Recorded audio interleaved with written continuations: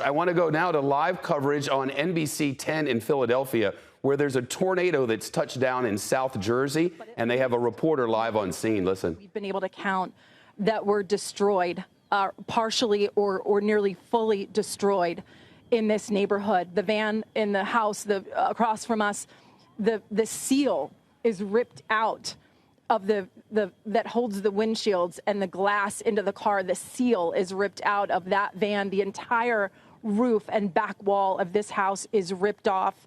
They look like doll houses. The neighbor next door here, Troy, I asked him directly, he and his kids and his wife were in the basement, and I said, Troy, the basement saved your life. And he said, it did.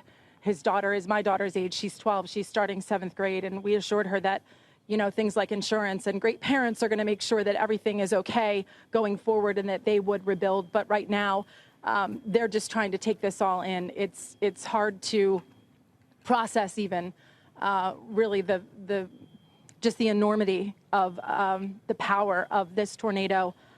We also sent some video back to the station, so I'm hoping to turn that around too, of some folks that were making dinner, talking with their kids about, tornadoes don't happen like this in South Jersey. It's okay, we're gonna be okay.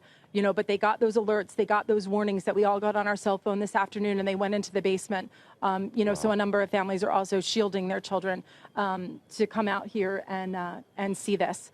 That's the latest, guys. We're in Mullica Hill, and people are going to be picking up the pieces for quite some time. Mullica Hill in South Jersey, about a 30-minute drive south of Philadelphia, where the cruel reality of this storm is setting in. As I mentioned, this storm system is moving toward the New York City metropolitan area.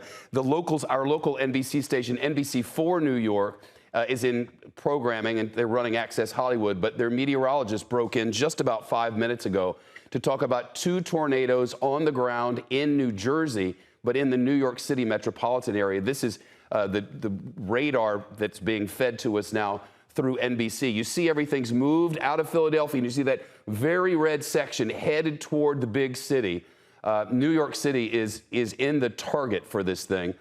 From down along the Battery all the way up to the Bronx and beyond, and then out on the western part of Long Island, and then moving up, of course, into Connecticut, Bridgeport, and then eventually this will be in New England. We're expecting that tomorrow morning. But the worst time for this in New York City is going to be over the next few hours. The governor of New Jersey has warned people not to leave their homes.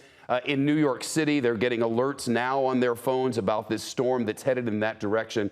It's certainly covering much of North New Jersey right now. Ida, which came roaring ashore Sunday, now made its way all the way across the country and up into New York, from Philadelphia up into New York and then New England. Continuing coverage and the rest of actually, let's dip in. Well, we'll have continuing coverage in the rest of the news after this.